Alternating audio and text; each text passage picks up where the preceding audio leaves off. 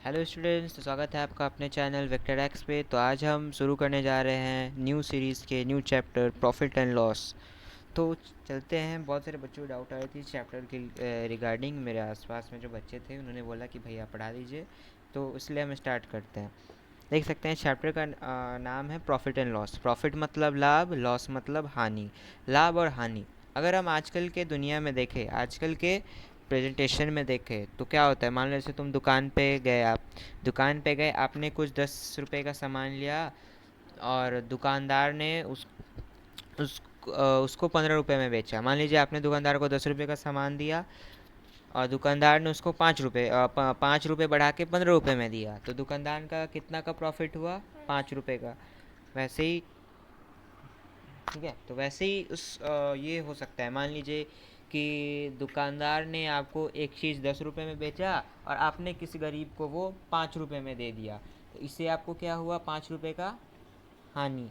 हानि हुआ, 5 रुपए का हानि, तो उसी को बोलते हैं प्रॉफिट एंड लॉस। बहुत इजी सा चैप्टर है। इस चैप्टर का बेसिकली नाम क्या है? लाभ,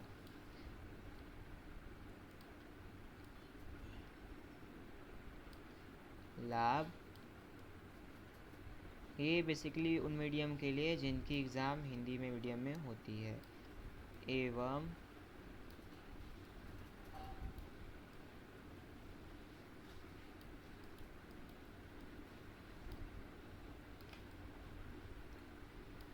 हानि।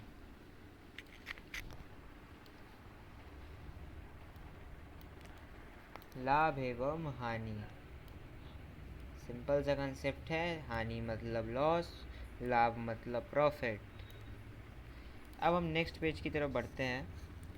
सबसे पहले अब आपको दो चीज़ बहुत ही दिमाग में रहना पड़ेगा। दो चीज़ जो इस चैप्टर के लिए एक पिलर है, एक फाउंडेशन है। पहला कॉस्ट प्राइस, जिसको सीपी बोलते हैं। दूसरा सेलिंग प्राइस, जिसको एसपी बोलते हैं। कॉस्ट प्राइस मतलब जिस दाम पर आपने किसी सामान को खरीदा है।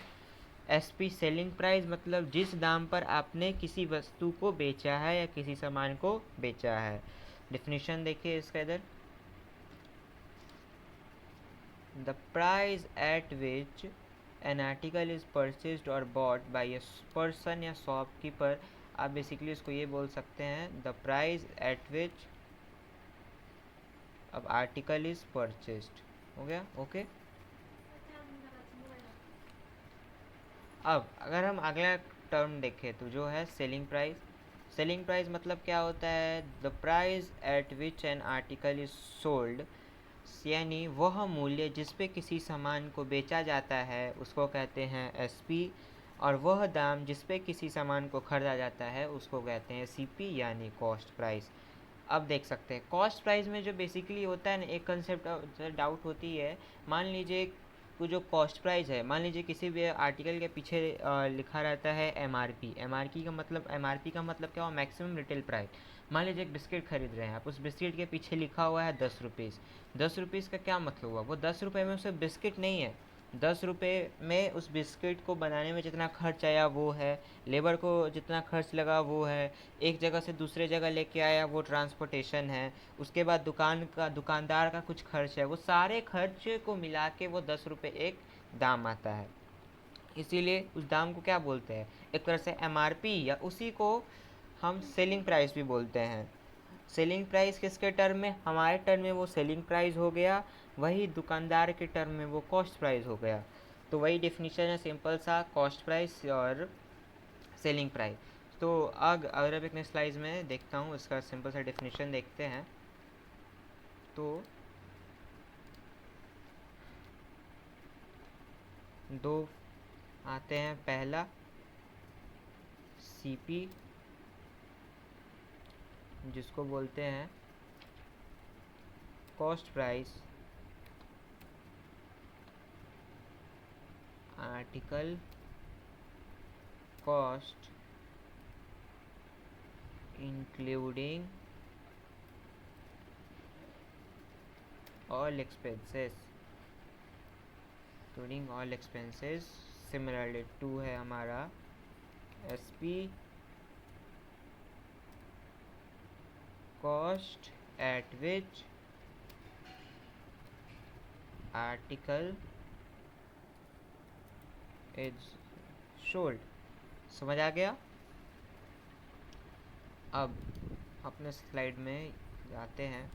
तो हमारा पहला क्वेश्चन है कि व्हाट इज़ प्रॉफिट। प्रॉफिट होता क्या है? एक्चुअली जो हमारे चैप्टर का हेडिंग ही है प्रॉफिट एंड लॉस, तो उसमें प्रॉफिट का मतलब क्या है? तो प्रॉफिट का मतलब सीधा साधा मतलब है कि एक फ़ायदा। फ़ायदा कब होगा? जब आप कोई सी चीज़ को कम दाम में खरीद के दूसरों को ज़्यादा दाम में बेचते हैं, और जिस दाम में आप खरीदते हैं उस दाम को क्या बोलते हैं? Cost price. और जिस दाम में आप बेचते हैं उसको क्या बोलते हैं? Selling price. तब आपको फ़ायदा तभी ना होगा जब आप खरीदे हुए दाम से ज़्यादा दाम में किसी सामान को बेचेंगे। समझ रहे हैं? कि सामान को बेचेंगे। तो इसकी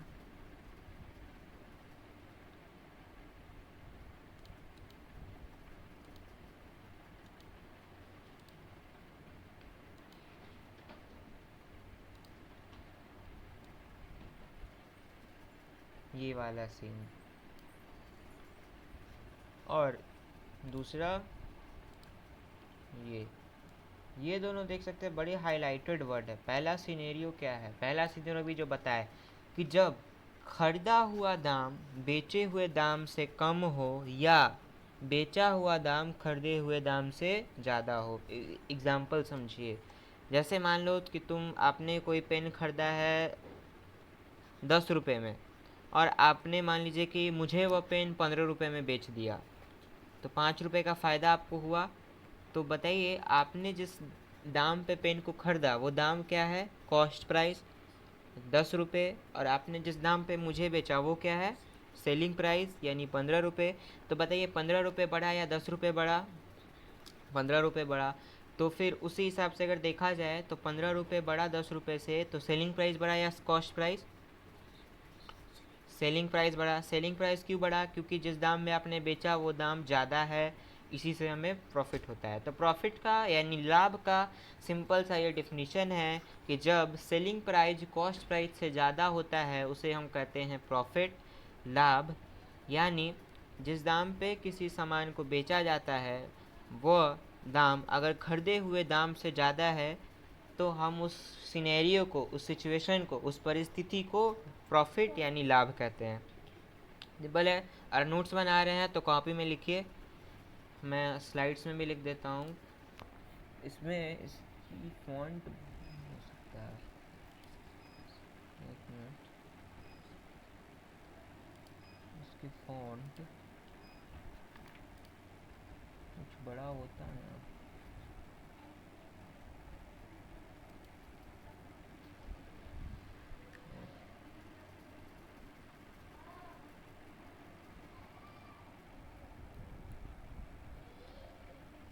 नोट्स बना रहे हैं तो लिखिएगा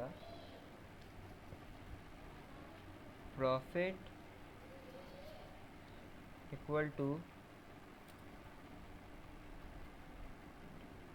selling price minus cost price. Situation में मैं at the rate when selling price is more than cost price। समझ आ रहा है?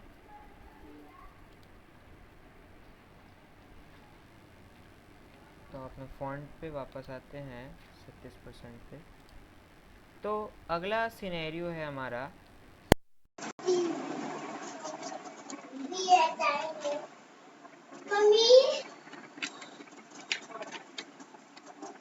अगला सिनेरियो है हमारा लॉस। किसको कहते हैं? लॉस यानी हानि। तो अभी जैसे हमने पढ़ा कि प्रॉफिट मतलब फ़ायदा या लाभ होता है, वैसे ही लॉस का मतलब क्या होता है? हानि। हानि। अगर लॉस प्रॉफिट का एकदम उल्टा है। प्रॉफिट में क्या होता था? सेलिंग प्राइस और कॉस्ट प्राइस में कौन बड़ा होता था? सेलिंग प्राइस बड़ा होता था। लॉस में वही उल्टा हो जाता है। लॉस में क्या होता है? कॉस्ट प्राइस बड़ा हो जाता है। कॉस्ट प्राइस यानी खरीदा हुआ मूल्य। उसी हिसाब से जैसे मान लीजिए आपने किसी सामान को 10 रुपये में ख़रीदा और किसी गरीब को या किसी ज़रूरतमंद को 5 रुपये में बेच दिया, इससे आपका कितने का नुकसान हुआ? 5 रुपये का नुकसान हुआ। वही चीज़ को हम लॉस कहते हैं। लॉस में क्या होता है, लॉस का भी जैसे हमने पढ़ा था कि प्रॉफिट का क्या फ़ायदा होता है, selling price minus cost price. Loss का वही उल्टा हो जाता है, क्या होता है, cost price minus selling price. Selling price होता है। अब इसका की पॉइंट क्या है, यानी जो इसकी याद रखने वाली चीज़ है वो क्या है, ये वाली, loss always results in a reduction of total initial capital invested. यानी लॉस हमेशा घटाव की तरफ बढ़ता है, वही जो प्रॉफिट होता है वो हमेशा बढ़ने की तरफ बढ़ता है। इसको मैं रेड से कर देता हूँ, क्योंकि बेसिकली लॉस जो होता है बेसिकली रेड चीज़ से ज़्यादा डिनोट किया जाता है, और वही अगर किसी चीज़ में गेन हो रहा है तो उसे हम ग्रीन कलर से रिप्रेजेंट करते हैं। खैर ये आउट ऑफ सिलेबस है, हम अपने कोर्स पे वापस आते हैं अगले स्लाइड की तरफ। Core formula. अब हमें इम्पॉर्टेंट फार्मूला कौन कौन से रटने हैं, यानी कौन कौन से याद करने हैं। बेसिकली इसमें याद करने वाला कुछ है नहीं, क्योंकि हमने सारे फार्मूला को अंडरस्टैंड कर लिया है अपने थ्योरी के। और ग्रीन स्लाइड यूज़ करता हूँ। सिंपल सा फार्मूला है, अभी हमने थोड़ी देर पहले पढ़ा था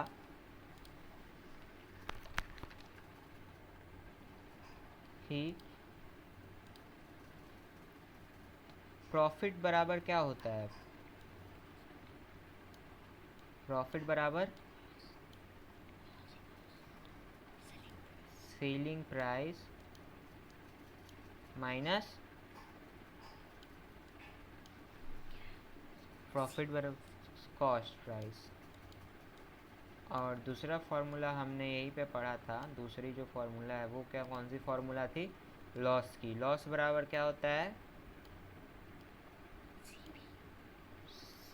yes, cost price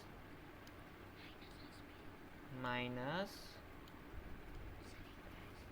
selling price. अब यहाँ पे जो है थोड़ी सी अलजेब्रा की नीड आएगी कैलकुलेशन में। हम इसे ग्रीन या ब्लू से रिप्रेजेंट कर लेते हैं, या ऑरेंज कलर से।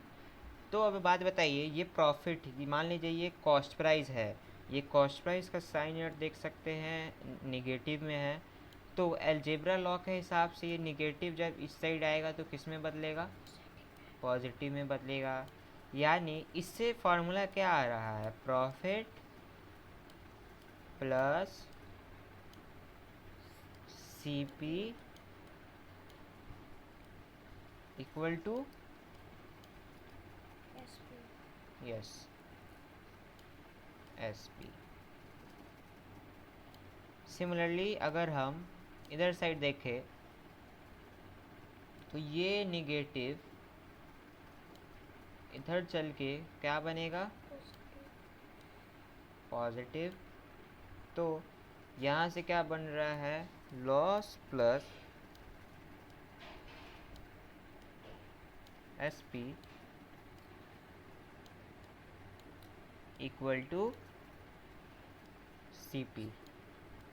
यहाँ पे हम अलजेब्रा के लॉ को अगर यूज़ कर रहे हैं तो अगर आप ध्यान से देखेंगे तो यही फार्मूला आपकी स्लाइड में भी मेंशन है कि SP का फार्मूला जब प्रॉफिट होता है, यानी जब प्रॉफिट दिया हो, हमें क्वेश्चन में दिया हो कि प्रॉफिट इतना है, और कॉस्ट प्राइस दिया हो कि कॉस्ट प्राइस इतना है, तो हम उससे SP निकाल सकते हैं, सेलिंग प्राइस निकाल सकते हैं। कैसे निकाल सकते हैं, प्रॉफिट में कॉस्ट प्राइस को जोड़ देंगे तो सेलिंग प्राइस आ जाएगा, सेलिंग प्राइस आ जाएगा।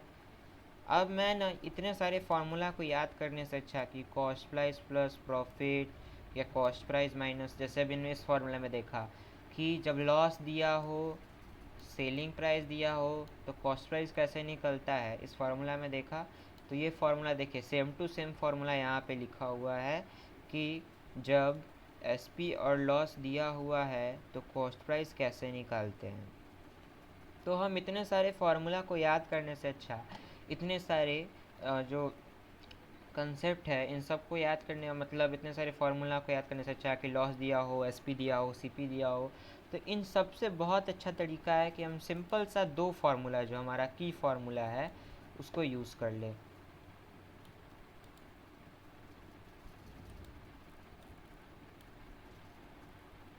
एक मिनट।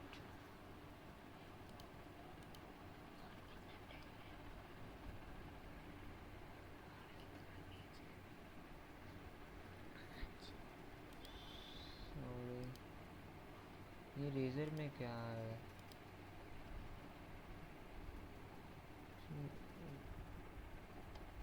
इसमें रिडू करने का भी ऑप्शन नहीं है।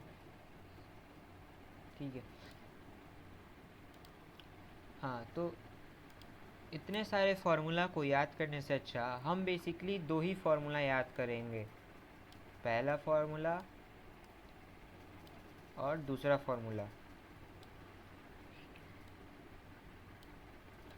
पहला फार्मूला क्या है, हमने थोड़ी देर पहले ही ऊपर पढ़ा था, ग्रीन से दिखाते हैं। Profit equal to S P minus C P. इसी फार्मूला से सारे, इन दोनों फार्मूले से सारे के सारे क्वेश्चन बन जाएंगे प्रॉफिट और लॉस के, जो कि कोर फार्मूलाज के नाम से भी जाने जाते हैं। उसी तरह से लॉस आएगा, लॉस क्या हो जाएगा, C P minus S P. तो इन दोनों फार्मूला के साथ एक चीज़ जो है, एक चीज़ सबसे इम्पॉर्टेंट चीज़ जो है, जो इसी चैप्टर नहीं सारे चैप्टर में काम आएंगे, जो इन दोनों फार्मूला के साथ है, वो है सबसे इम्पॉर्टेंट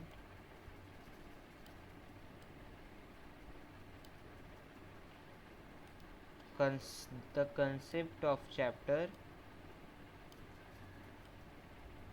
अलजेब्रा।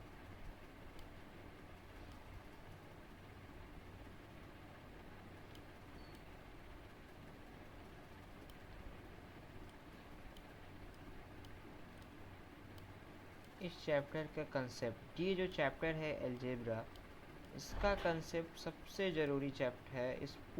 इसी चैप्टर नहीं, पूरे चैप्टर, चाहे वो परसेंटेज हो गया, चाहे प्रॉफिट लॉस हो गया, चाहे वर्क एंड टाइम हो गया, सारे चैप्टर में लगता है। तो अब इसी पोजीशन को हम शिफ्ट करते करते सारे फॉर्मूलेस को डिराइव कर सकते हैं। जैसे मान लीजिए एस पी निकालना हो तो इस सी पी को उधर ले जाएंगे, तो हमारा फार्मूला आता है S P equal to C P plus profit. और वही मान लीजिए कि लॉस, जब केस लॉस का हो तब एस पी निकालना है, तो हम क्या करेंगे, इस सी पी एस पी को उधर ले जाएंगे, लॉस को इधर ले आएंगे, यानी S P minus loss.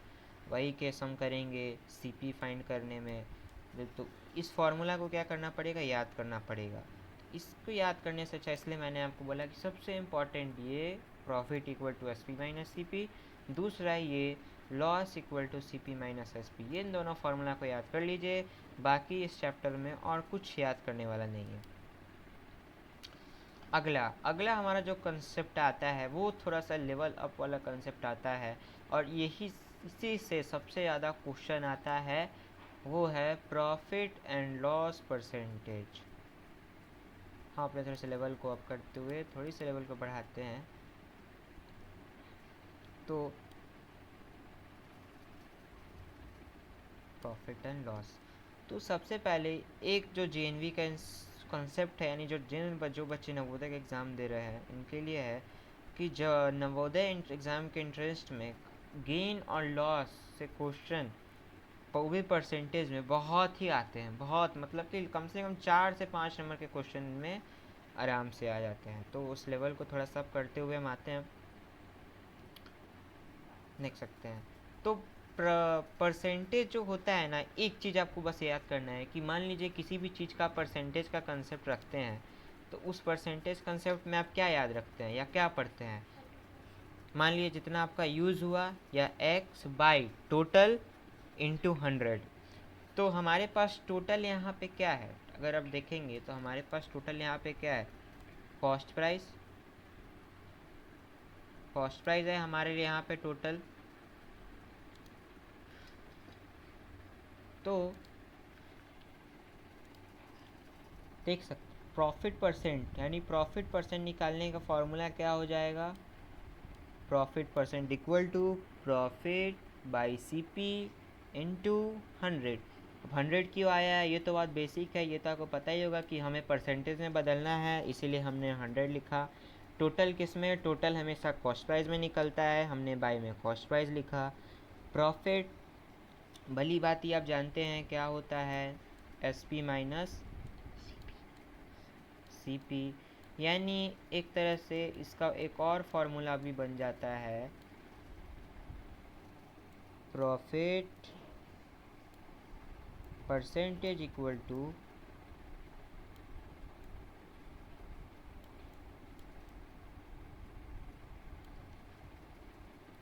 SP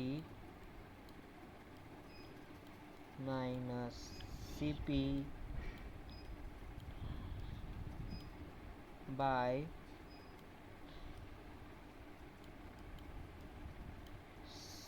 CP into 100।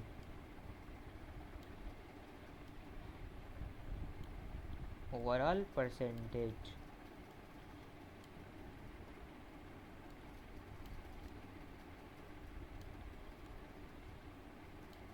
अब वही आता है लॉस।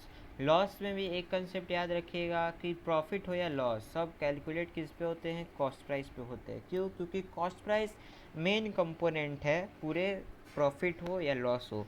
क्यों मेन कंपोनेंट है, क्योंकि अगर प्रॉफिट होगा तभी CP में बढ़ेगा, लॉस होगा तब भी CP में घटेगा। तो मेन कंपोनेंट हमारा कॉस्ट प्राइस है, इसीलिए बाई में हमेशा कॉस्ट प्राइस रहता है। अब उसी तरह से लॉस परसेंट निकालने का फॉर्मूला क्या होता है, लॉस बाई CP इंटू 100। और हमने अभी पढ़ा है, पिछले ही स्लाइड में पढ़ा है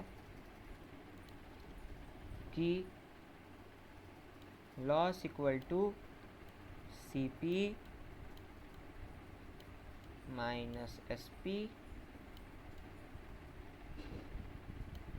और इस फॉर्मूला को हम यहाँ जब अप्लाई करेंगे, लॉस इक्वल टू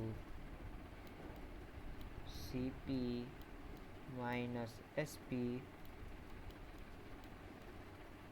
तब क्या लॉस परसेंट हो जाएगा CP minus SP by CP into 100 हो गया। तो यहाँ तक उम्मीद करते हैं आप लोगों का सारा कंसेप्ट बहुत ही अच्छा रहेगा। अब JNV के कुछ ट्रिक होते हैं। तो बेसिकली ये दिया हुआ है कि profit percent, skip multi step component, तो ये उतनी आपको ज़रूरी नहीं है, मतलब सिंपल सा आप अलजेब्रा का यूज़ करके सारा कंसेप्ट कर सकते हैं। ये बेसिकली है क्या, इसमें देखा जाए तो SP equal to CP percent into 100 plus profit percent into 100। हाँ, ये बात तो है कि कोई भी SP जो है, कोई भी SP, ये बेसिकली आप समझाने के लिए, मतलब इतना आपको कुछ काम नहीं आएगा। SP जो होता है ना, CP का ही परसेंट होता है। अगर प्रॉफिट हो तो CP का 100 plus profit percent by 100 times होता है, वही लॉस हो तो 100 माइनस होता है। अब जैसे अब हम क्वेश्चन की तरफ बढ़ते हैं, तो हमारा पहला क्वेश्चन है, A shopkeeper buys a table for 1200 and sell it for 1500, find its profit percentage। मतलब क्वेश्चन का मतलब क्या है, एक दुकानदार एक टेबल को 1200 रुपये में ख़रीदता है तथा 1500 में बेचता है, तो उसका प्रॉफिट परसेंट निकालिए। तो हम पहला स्टेप क्या देखेंगे, पहला हम सारे गिवन वैल्यूज़ को लिखेंगे, यानी गिवन लिखेंगे CP equal to 1200, SP equal to 1500। अब आगे बढ़ते हैं। अब क्या करते हैं, क्वेश्चन में देखिए CP जो है SP से छोटा है और SP CP से बड़ा है, तो हम क्या, इसमें प्रॉफिट का केस हुआ है, प्रॉफिट का केस हुआ है। तो प्रॉफिट के केस में क्या है, SP माइनस CP करेंगे, SP माइनस CP करेंगे, यानी 1500 माइनस 1200 300 होगा, 300।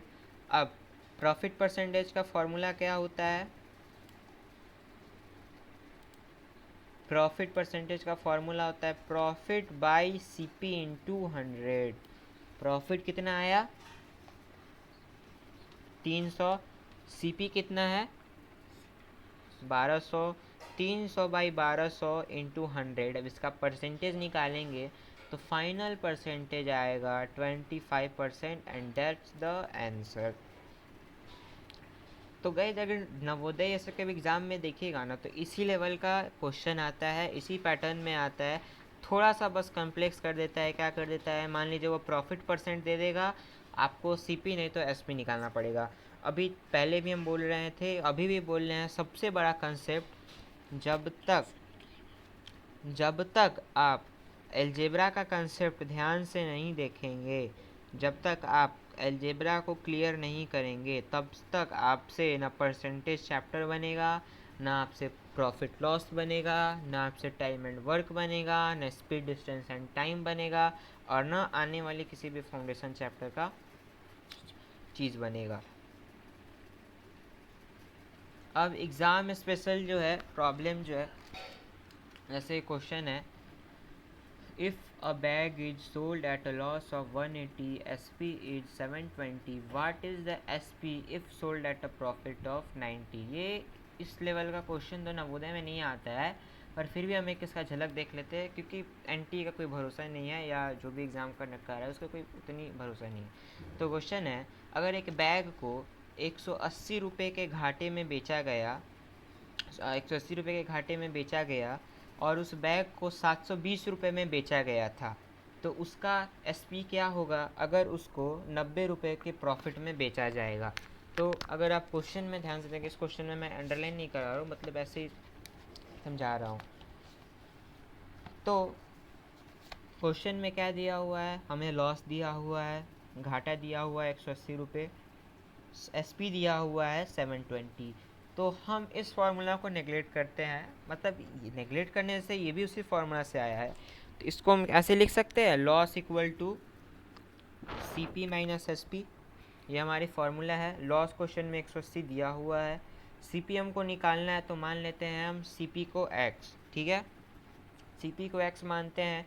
सेलिंग प्राइस हमको क्वेश्चन में दिया हुआ है 720। अब ये इधर माइनस में है तो उधर जाके प्लस होगा, 720 प्लस 180 क्या होगा, 900 होगा। अब हमारा CP 900 आ गया। अब क्वेश्चन में क्या कह रहा है कि अगर वो 90 रुपीज़ के प्रॉफिट में बेचा जाए तब उसका SP क्या होगा। अब हमारा ट्विस्ट ये है कि हमारे पास नाउ अब CP दे दिया है 900, CP दे दिया है 900, प्रॉफिट दे दिया है 90 रुपीज़, तो SP क्या होगा। सिंपल सा फॉर्मूला लगाएंगे, profit equal to SP minus CP। Profit कितना है 90, SP हमको निकालना है, मान लेते हैं SP को Y, CP को मान लेते हैं 900, इधर माइनस में है वो उधर प्लस में चल जाएगा, यानी Y इक्वल टू 990 आंसर। ठीक है, तो इसी लेवल टाइप का क्वेश्चन आता है, और कुछ क्वेश्चन इसमें उतने भी ट्रिक और नहीं आते हैं। ये सब क्वेश्चन भी इजी है ऑलरेडी, मतलब ट्रेंड क्वेश्चन में है। अरिथमेटिक सेक्शन में ये वाले सबसे इम्पॉर्टेंट चीज़ है, ये वाले मैंने आपको बोला भी था कि प्रॉफिट लॉस से कम 4-5 नंबर के क्वेश्चन आ ही जाते हैं, वही ट्रेंड दिया हुआ है। सबसे important chapter exam point of view से नंबर सिस्टम है। अरिथमेटिक की बात करें तो 5 क्वेश्चन इससे आ जाता है अगर ट्रेंड को लिया जाए तो। प्रॉफिट लॉस से हर साल कम से कम 4 क्वेश्चन रहता है, फ्रैक्शन डेसिमल से 3 क्वेश्चन रहता है, सिंपल इंटरेस्ट से कम 1-2 क्वेश्चन रहता है। इस नंबर सिस्टम में उसके बाद बहुत नंबर सिस्टम में जैसे आ गया ऑपरेशन आ गया, उसके बाद जितने भी नंबर हो गए, अरे डेसिमल वाला, place value, face value, LCM, HCF, जितने भी आ गए सारे नंबर सिस्टम में आ गए। प्रॉफिट लॉस में क्या आ गया, अभी जो हम चैप्टर पढ़ रहे हैं वो आ गया। फ्रैक्शन एंड डेसिमल में क्या आ गया, जैसे न्यूमरेटर बाय डिनोमिनेटर के ऊपर ज़्यादा सॉल्व है, या न्यूमरेटर को इतने से बढ़ा दिया गया, डिनोमिनेटर को घटा दिया गया, उस टाइप का क्वेश्चन। सिंपल इंटरेस्ट भी हम बहुत जल्द कवर करेंगे। तो बेसिकली थैंक यू, प्रैक्टिस करते रहिए। अब आपकी बारी चमकने की, मैं बहुत उम्मीद रखता हूँ कि आपका रिज़ल्ट बहुत ही बेटर आएगा।